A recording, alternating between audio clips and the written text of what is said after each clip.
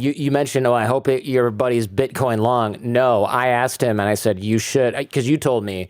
And he goes, should I sell everything? And I said, what are you holding? And he listed, garbage after garbage. And I was like, you can keep like Litecoin and Ethereum. And he's like, in Bitcoin. And he's like, no. And I was like, fine, then sell the Litecoin, sell the Ethereum, just keep Bitcoin. And he goes, you know what? I don't ever want to see this stuff again. He's like, he wasn't blaming the crypto. He was just beating himself up so hard about, and he's a wealthy guy. Look, anybody who loses 5 million, but 5 million stung for him in a way. And he felt like, I think he really got the feeling that he had betrayed himself, which is a crap feeling. Like, it really is a crap feeling. It sucks because it really sort of like saps your confidence in yourself, not just in the markets and things like that. And he also, man, there was a lot of really awkwardly uncomfortable greed as well that happens in a market like that. Like he wanted to get money into the market. And that's one of the biggest problems people were having then, if you remember, is like, how do I get more than like 50 grand or 30 grand or whatever it is into the market quickly enough? And his buddy was like some kind of broker. And he goes, great, I'm going to send you 200 grand or whatever it was. And you had to buy like certain crypto with it. It wasn't just like, here's some Bitcoin. So he bought, I don't know, like EOS or something. And it went up and up and up and up and up and up and up. And he's like, give me my EOS, give me my EOS. And the guy's like, I'm on vacation, but you're going to want to hold this anyway. I'll have my assistant transfer it to you. And then the guy just ghosted him. EOS tanks. And he's like, dude, you kept my EOS from me. I could have sold it. What the hell? We've been friends for 10 years. Like, what's your deal? And the guy was just like, sorry, here's like 30 Ethereum or something like that. Oh my God. And he's like, you lost me what it could have been like $16 million an opportunity cost, and you just gave me like 10 grand, Jeez. And this is like his buddy. So it's not like, I got burned by some random broker. It's like, wait a minute. Yeah. My friend the entire time probably bought the EOS, possibly bought it and sold it at the right time using my money, and then just like... Yeah, that's shady. Yeah. If the guy actually did that. The thing was, though, like, I can put myself on both sides of that argument and see, like, at that time, it was so fast. The prices were moving up so fast that if you weren't really near your computer and you were gone for a week or something, you could have actually probably sat through a 100x rise and a dump back down without meaning to scam anybody or without like selling the top yourself or whatever. But if you're if you're a cryptocurrency broker, you have someone in your office who can make transactions, or you bring your laptop. Was he a real broker though, or was he just a dude? He's a dude who probably became a broker as soon as he decided that he was a broker. You know what I mean? Right. Like, yeah. He wasn't a guy who was into crypto since 2011 and had a financial system set up. He was probably like a freaking stockbroker who had a side hustle buying crypto with other people's money somehow. That's why I don't like managing coins for anybody else, especially like friends. Family, I'm okay like helping them hold their keys or holding their keys for them sometimes, or whatever. But I had a bunch of people were like messaging me being like, can I just give you money and you manage it for me? And I was just like, it was very tempting, but I didn't want to have to deal with that type of stuff. Mm-hmm. Like I didn't want people getting mad at me for the prices going down, because I knew how crazy risky this is. And I didn't want friendships falling apart and stuff. And I would give people recommendations if they're coming to me and they're like, listen, I'm gonna be gambling on ICOs. So I'm gonna be putting money into ICOs. This is play money for me. If I lose it, I don't care. Then I'd be like, all right, fine. Okay, this is what I'm gonna probably look at, because it's fundamentally it's shit, but the FOMO's off the charts right now and you could probably double your money on this thing. Mm-hmm. So I would give people recommendations that were legitimately okay seeing that money burn up in flames. And it happened. Like a few friends of mine, one guy put in like 500K or something like that into these ICOs, and he lost like 90% of it. And we're still friends. Like he's not mad at me, because I told him straight up, like, this is probably all shit. Like, this is a big FOMO bubble. And I'm just gambling with a small percentage of my portfolio. If you want to see what I'm gambling on, here's my slot machine. Here we go. Let's pull. And mostly it was just like, if you weren't paying super close attention to it, you were going to get wrecked, because these prices were only up that high for like a month. Mm-hmm. and then it was like lost. Yeah, it is depressing. And then you see, like, had I just put the money, like I said earlier, if you just knew a little, like, how to get Bitcoin, and you were like, I bought Bitcoin, I'm participating, you're up Right. like crazy, right? Because you didn't Like get what screwed.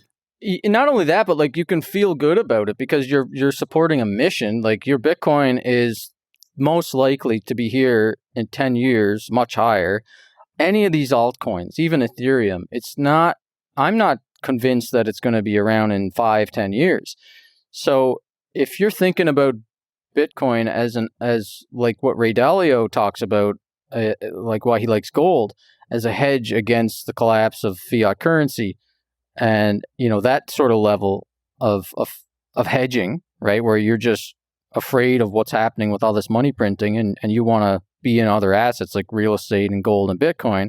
I mean, that's what Bitcoin, the conversation should be about, not FOMO, ICO returns, like DeFi percentage, 50% a year gains. And it's unfortunate because it does get all looped into the same thing. So when you're talking about Bitcoin to someone who suffers from FOMO, like I'm a FOMO sapien, I understand it. Mm-hmm. I fall for this stuff too. I mean, I was a Mormon for most of my growing up. I'm gullible. So I will just set myself a rule that this Bitcoin is in cold storage and I'm never going to touch it until 5 years, 10 years, whatever. Mine's not even conveniently accessible enough. Like I have to go get the Ledger wallet from like the safety deposit box and, get out the that's the way to do documents. It's like, it's the kind of thing, it's almost, it's like more of a pain in the ass than even like savings bonds, right? It's like, I really have to, or equally so. I have to go get it from the place where it is and then take it to an agent that can deal with it at like a certain type of bank. I tried to deposit a savings bond the other day and my bank was like, we don't do these. Go to Wells Fargo. Brutal. Yeah, brutal, right? But, FOMO is an interesting concept because a lot of people think they're immune to it because they don't gamble. And that's not really how our brains work. As you probably know from the Jordan Harbinger Show, I talk a lot about psychology, the way our brains work, the way our minds work. I talk to a lot of experts on this subject. And FOMO is like a very natural, evolved concept or thought pattern. So even if you're not hardwired to gamble, like I don't like gambling, but humans gamble in certain ways, they get thrills in certain ways, and they feel like they're missing out on resources. And feeling like you're missing out on resources is a very, very useful evolutionary tool. It's useful evolutionary, and it's very alarming to people. It's very, very alarming to people when this happens because you're losing status. Your survival points go down. Your survival rating goes down in your own brain. So you're going to do something about it. I gotcha. So it's about how you then handle that FOMO and what you do after you feel the feelings of FOMO and recognize that you have that feeling. That probably, I guess, separates the people that end up like following the other lemmings off the cliff or the ones that end up hibernating and surviving the winter, whatever the hell the danger was that the lemmings were running from. Yeah, you're right. It's kind of, it's up there with everyone else is doing something that's going to increase their prosperity and likelihood of survival and reproduction, and you're standing still. What are you going to do? And so you start fighting. You start fighting. And I saw it even in myself where I was like, oh, I have to limit what I'm going to do. I have to decide earlier what my limits are, et cetera. Because I was getting calls while I was on vacation in Sweden at the time with my family. And they were like, dude, you have to get in on this. Send me, send me 20 Ethereum quick. And I'd be like, shit, I don't have any. I need, mine's all invested. Send me 20 Ethereum quick and I'll get you in on like, Blast Coin or whatever the hell it is. And yeah. I'm like, great. And I'd like get out a credit Coin card. for demolition teams. Dude, I literally would get in like a cafe where I'd be like getting a cup of coffee at 7:00 in the morning in Sweden, bust out like my phone and a Visa card, buy Ethereum and send it to a friend. And I remember putting my card away and being like, I'm a freaking idiot. This was there was like fees associated. This is so stupid. It's like stressful. I'm not enjoying it. I'm not doing this anymore. And my friends, I had a other buddy that turned like 40 grand into, $1.8 million and then lost all of it. All of it. There's so many stories like that, man. It's because everybody thought that the Ethereum price was actually $1,400 or whatever. and that the shitcoin that they bought was actually going to come out at the 50x price that everybody was buying at OTC for. Mm-hmm. And it really was just because it was shit liquidity and whales were holding back the supply. And the people that own all the Ethereum, the pre-mine of the Ethereum, were investing in ICOs. So they were investing their ETH into these ICOs, and they were all constraining the supply. They were holding the supply back. So it was just retail plebs. And there was a lot of retail investors that came in from Coinbase and Bittrex and all these other crypto exchanges. There was like 100,000 people a day coming in at the top of the bubble. So there was some real users coming in. It was crazy FOMO. Wow. But none of the prices were real. So yeah, the friend that went from 40K to 1.8 million, he probably couldn't have actually sold the whole 1.8 million if he tried. He probably could have sold maybe like 200K.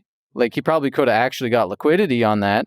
Or if he made the perfect decision, at the very top of the bubble when ETH was maxed out at its high prices, he probably could have got like a 500K or 600K. But I think most of the people were holding altcoins and then looking at the Blockfolio price or whatever and thinking, oh, well, shit, this is worth 50 cents per coin when it's actually on the market. Like nobody's buying it. So when they try to sell it, it actually drops the price 50%. So, oh wow, is it that much liquidity issues? Huh? You can't just cash out something like that? That's crazy.